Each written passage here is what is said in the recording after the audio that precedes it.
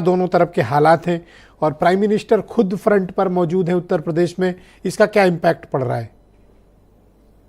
देखिए, जो 400 पार का नारा दिया है उसमें उत्तर प्रदेश सबसे बड़ा राज्य है।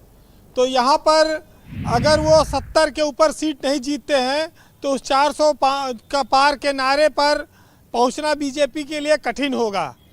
इस लिहाज से प्रधानमंत्री नरेंद्र मोदी ने जब से राम मंदिर का उद्घाटन किया है उसके बाद से वो लगातार उत्तर प्रदेश में जमे हुए हैं और काफ़ी सारे कार्यक्रम हुए। ग्राउंड ब्रेकिंग सेरेमनी लखनऊ में हुई, संभल में कल की आश्रम का उन्होंने शिलान्यास किया मंदिर का, और फिर बनारस में वो रुके हुए हैं।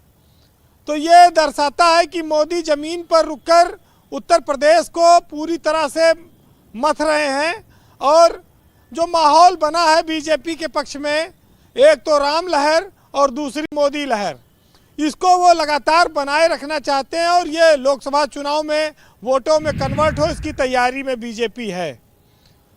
छोटे छोटे दलों का हमेशा देखिए रहा है कि वो पीठ पर बैठकर बैतरणी पार करते रहे बड़े दलों की, और बहुत सारे दल सपा में भी है, बहुत सारे दल भाजपा के साथ भी हैं, और फायदे में सब छोटे दल हमेशा रहे हैं जितना भी आप देखना चाहें।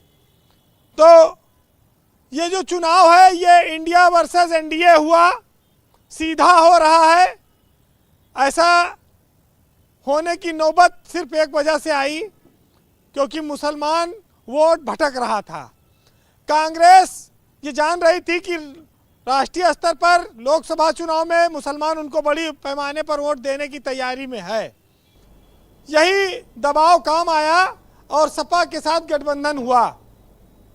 17 सीटें भी कांग्रेस को अपनी इच्छा से मिली हैं, कोई कम नहीं मिली हैं।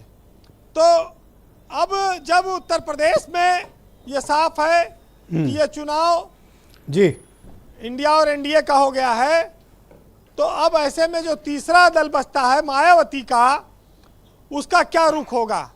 अगर ब्रजेश जी कहीं मायावती आचार संहिता के बाद पलट गई, जो उन्होंने वादा किया है, जो उन्होंने कहा कि हम अकेले लड़ेंगे, और फिर उन्होंने अपने कार्यकर्ताओं की भावनाओं का माना और आदर करते हुए इंडिया गठबंधन में या एनडीए में चली गई, तब फिर रास्ता एकदम साफ हो जाएगा।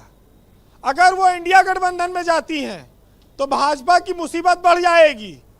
भाजपा अभी इसी गठबंधन से ही चिंता में है और इसकी काट वो ढूंढने में लगी हुई है। ऐसा नहीं है कि कांग्रेस और अखिलेश के मिलने से भाजपा चुपचाप बैठी है। ये लड़ाई अभी तो 80 और 20 की दिख रही है। अगर मायावती कोई रुख बदलती हैं तो ये लड़ाई 50-50 पे आ जाएगी, बहुत कुछ बदल जाएगा। जी वीरेंद्र जी। ब्रजेश जी, राहुल की यात्रा से पहले अगर कांग्रेस ने गठबंधन को अंतिम रूप दे दिया होता तो नज़ारा कुछ और होता। थोड़ा उत्तर प्रदेश में ये और माहौल पैदा कर पाते अखिलेश यादव को साथ लेकर, तो वो माहौल और बनता। अब पूरा हाथी निकल गया, पूंछ बची हुई है। आगरा में वहाँ मिलने जा रहे हैं रविवार को, संडे को, तो वहाँ पर मिलन होगा।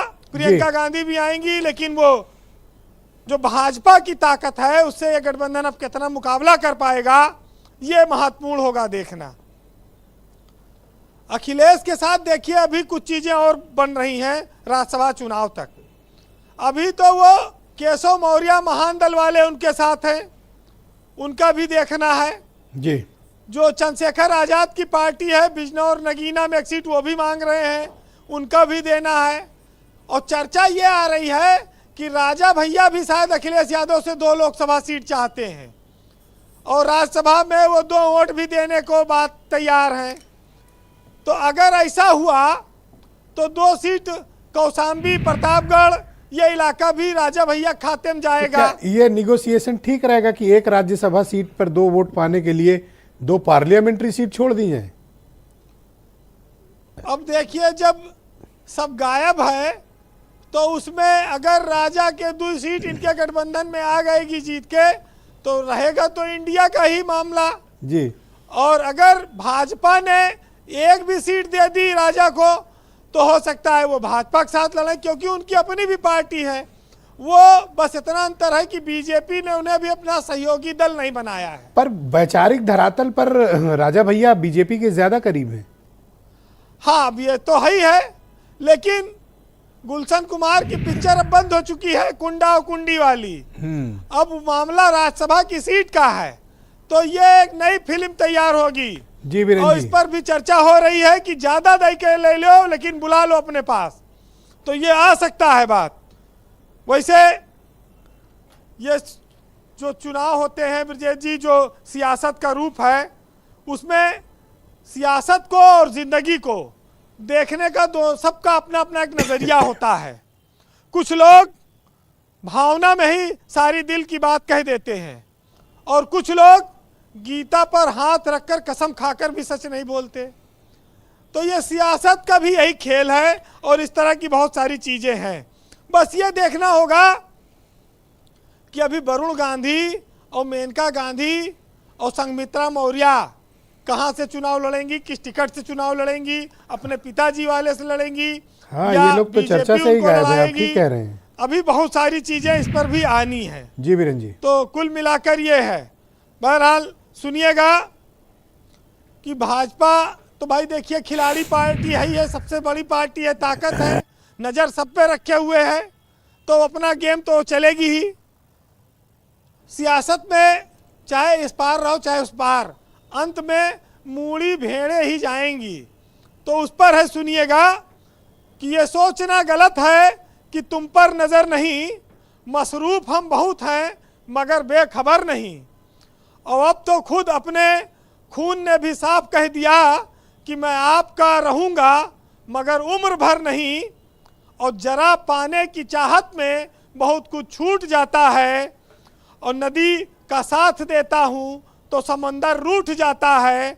और गनीमत है नगर वालों, लुटेरों से लुटे हो तुम, हमें तो गांव में अक्सर दरोगा लूट जाता है। बहुत शुक्रिया वीरेंद्र जी, आपने नावेद सिद्दीकी की लाइन लेंथ बिगाड़ दी है शेर पढ़ के। अब उनको चुनौती है कि आपके सामने कोई दूसरा शेर प्रस्तुत करें। मैं इस पर